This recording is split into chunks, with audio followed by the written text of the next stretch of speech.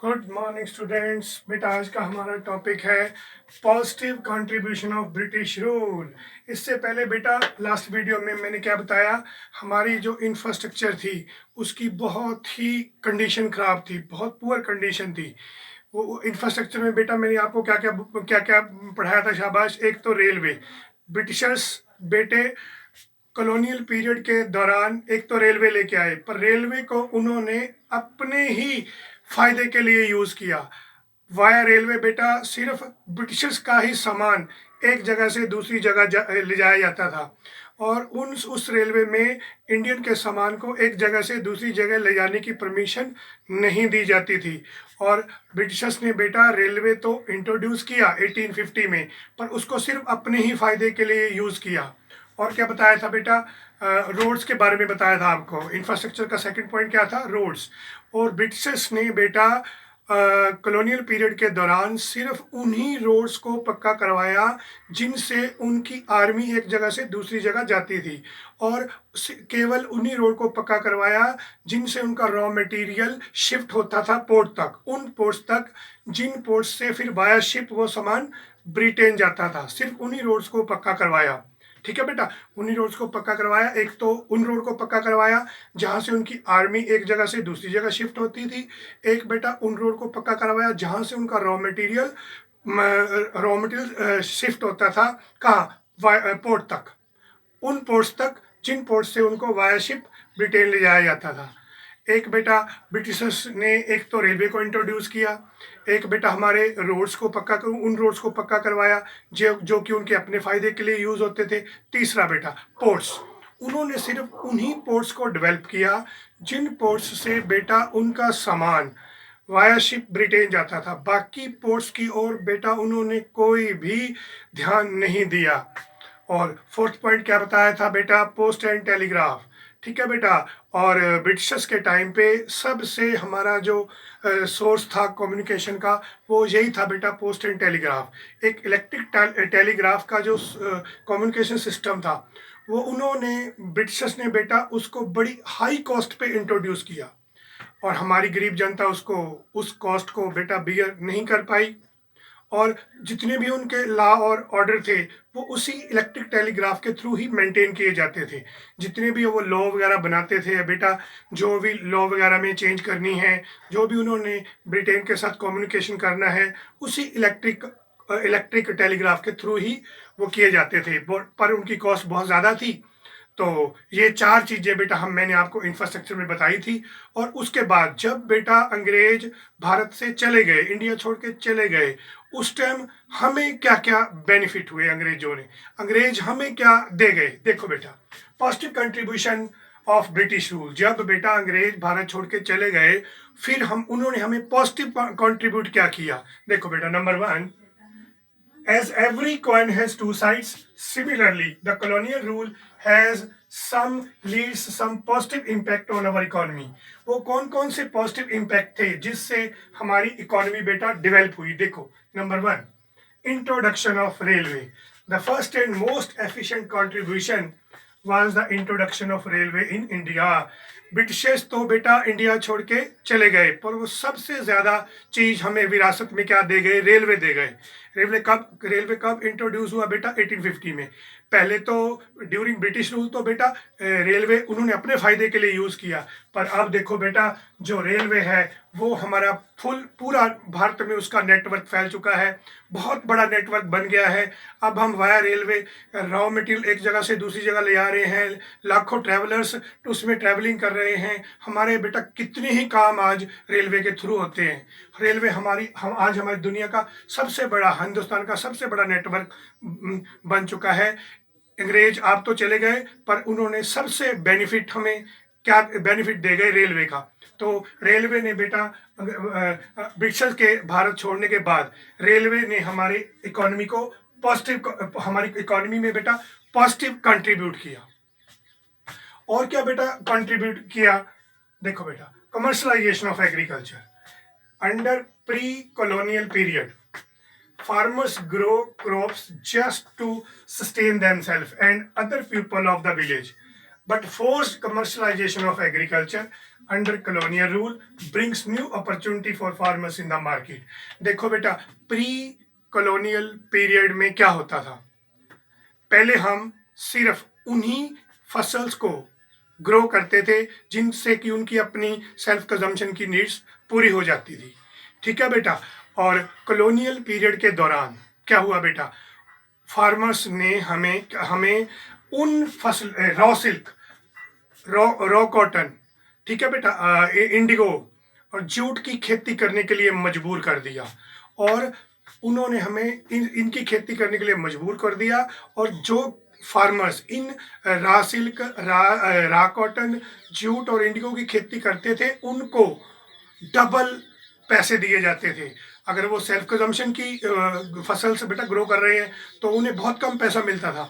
अगर वो इनकी खेती कर रहे हैं, किसकी, जूट की और इंडिगो की और बेटा एक कॉटन, रॉ कॉटन की, रॉ सिल्क की, तो उन्हें डबल ट्रिपल पैसे दिए जाते थे। तो क्यों अंग्रेजों को बेटा ब्रिटिश कॉलोनियल पीरियड के दौरान इस एग्रीकल्चर से बहुत ज़्यादा मुनाफा होता था, इसीलिए वो लिए बेटा वो हमें मजबूर करते थे इनकी खेती करने के लिए, इंडिगो की खेती करने के लिए, रॉ सिल्क की खेती करने के लिए, रॉ कॉटन की खेती करने के लिए, जूट की खेती करने के लिए। पर इसलिए हमें मजबूर करते थे इस खेती को करने के लिए। पर जब बेटा ब्रिटिशर्स भारत छोड़ गए, अंग्रेज छोड़ गए इंडिया को, उस टाइम हमने इसी कमर्शलाइजेशन ऑफ एग्रीकल्चर को, इसी कमर्शलाइजेशन ऑफ एग्रीकल्चर को अपना बिजनेस बना लिया। फिर हम इंडियंस को भी बेटा समझ में आ गया कि वो हमें मजबूर क्यों करते थे, क्योंकि उनका उससे उनको बहुत ज़्यादा बेनिफिट होता था। तो हमने भी बेटा जब अंग्रेज भारत छोड़ के चले गए तो हम भी अब raw silk, raw cotton, Indigo, jute की बहुत ज़्यादा खेती करने लगे और हमें भी इसे मार्केट में बेच के फार्मर भी बेटा खूब पैसा कमाने लगे। तो उनके जाने के बाद ये एक पॉजिटिव कंट्रीब्यूट हुआ, हमारी इकोनॉमी को पॉजिटिव कंट्रीब्यूट मिला कि किस फॉर्म में, कमर्शलाइजेशन ऑफ एग्रीकल्चर की फॉर्म में हमें भी एक पॉजिटिव कंट्रीब्यूशन दे गए। कौन बेटा, ब्रिटिशर्स। और क्या हमें ब्रिटिशर्स दे गए बेटा, मॉनेटरी सिस्टम ऑफ एक्सचेंज। हाँ जी बेटा, प्री कॉलोनियल पीरियड में हमारे जो फार्मर्स थे वो बेटा इतनी ही फसलें ग्रो करते थे जिससे उनकी अपनी बेसिक नीड्स पूरी हो सके, और कुछ गुड्स वो दूसरे फार्मर के साथ, जैसे आर्टिस्ट होते थे, उनके साथ एक्सचेंज कर लेते थे बेटा। जैसे हमने उनको बेटा फूड ग्रेन्स की कोई फसल दे दी, वीट, चावल, दाल वगैरह की फसल हम उनको दे देते थे। वो जो हैंडीक्राफ्ट कारीगर थे बेटा, आर्टिस्ट थे, वो उसके बदले हमें ब्लैंकेट, शॉल वगैरह प्रोवाइड करते थे या चादरें प्रोवाइड कर देते थे। उस टाइम बेटा प्री कॉलोनियल पीरियड के दौरान फार्मर्स को इतनी नॉलेज नहीं थी, फार्मर्स को इतनी नॉलेज ही नहीं थी कि मान लो हम जिस आर्टिस्ट को, जिस फार्मर आर्टिस्ट को, जिस हैंडीक्राफ्ट कारीगर को हम मान लो बेटा वीट, चावल, दाल या कोई मक्की वगैरह दे रहे हैं, मान लो उसकी वैल्यू है 5000 और उसके अगेंस्ट वो हमें शॉल या ब्लैंकेट वगैरह दे रहे हैं, मान लो उसकी वैल्यू है 4000। तो हमें कहने का मतलब उस टाइम प्री कॉलोनियल पीरियड में हमें बेटा मनी की वैल्यू पता ही नहीं थी।